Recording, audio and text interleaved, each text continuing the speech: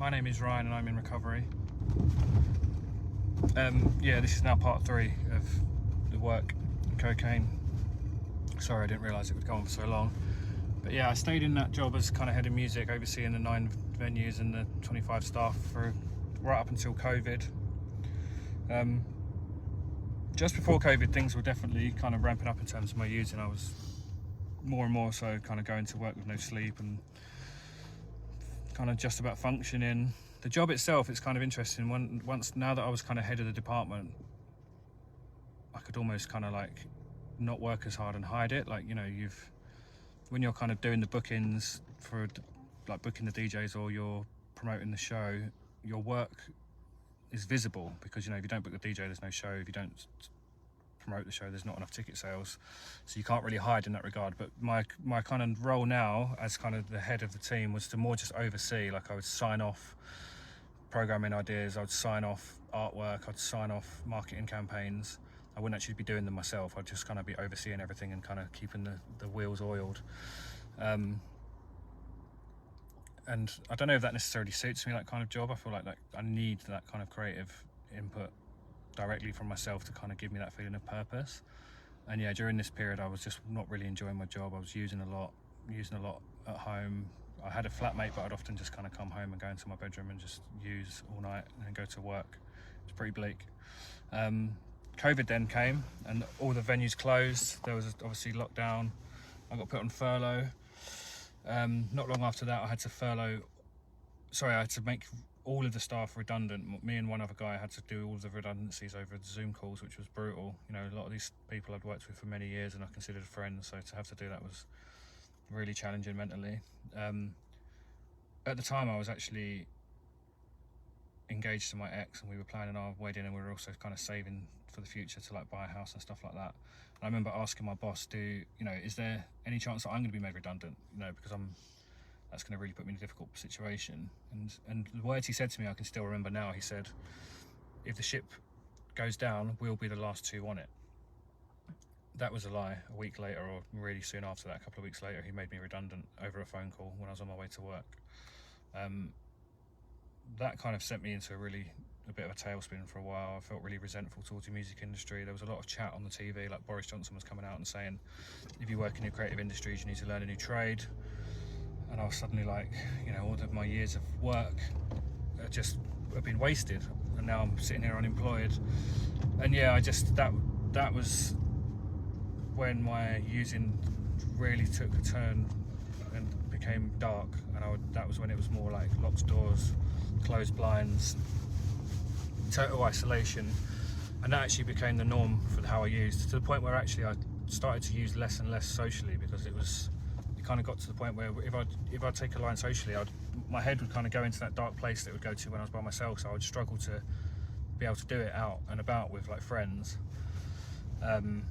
It became a thing that I purely did by myself, and I'd often even be out with friends drinking and having a good time, and then I would excuse myself and leave the party or whatever, the pub, early to go and use by myself. That's kind of what it got to at that point. Yeah, COVID, that whole period was really dark, a really unhappy time for me. I had some problems with my mental health and stuff like that. And then when things kind of opened back up and the industry was getting back to normal, a kind of big global events company approached me and asked me if I'd like to come and kind of head up a new department that they were forming.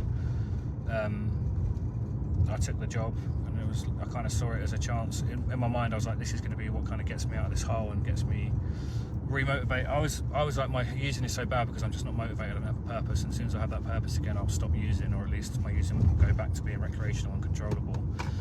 But it didn't really.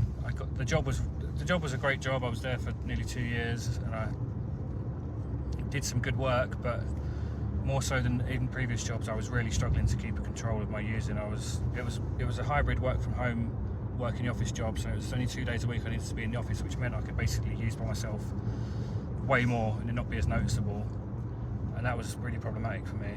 I'd often be using for like 4 or 5 days straight, and then have 2 days in the office, or I'd come in, but I'd be like, you know, I'd feel like a shell of myself because I'd barely slept and stuff like that. And I think this job, more so than ever before, people probably noticed I'd be ill all the time, or I'd have like blocked nose and that kind of stuff.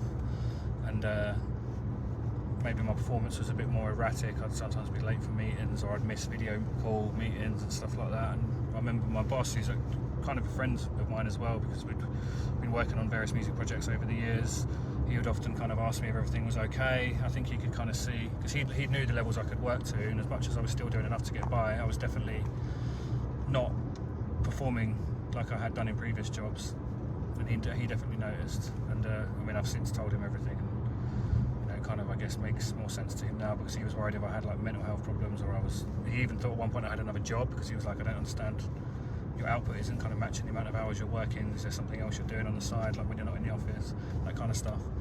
But yeah, that was the job that I actually had up until beginning of this year. And yeah, it was problematic. I had an assistant that worked with me, and I would often miss meetings with her. I was not really giving her the support she needed as her manager. She even went and spoke to the directors about it and kind of asked for some help, because I just wasn't giving what she needed, which I really regret, and must have been really, really difficult for her, because we had a good relationship, so it must have taken a lot for her to feel the need to go and reach out and tell the directors what was happening. But I guess I kind of gave her no choice of, you know, being so absent as her manager. But yeah, again, it was like, by this point I was using like high volumes, like 3-4 grams in one sitting, and then going straight into work the next day. And I, you know, as much as it probably was noticeable, but like I've said in the other videos, I still kind of, I guess, got away with it. I still delivered large scale shows. I was doing a lot of traveling for this job, traveling the world, putting on shows in Asia and South America and stuff like that, and still delivering like success to the company, despite the fact that I was like, my using was the worst it's ever been.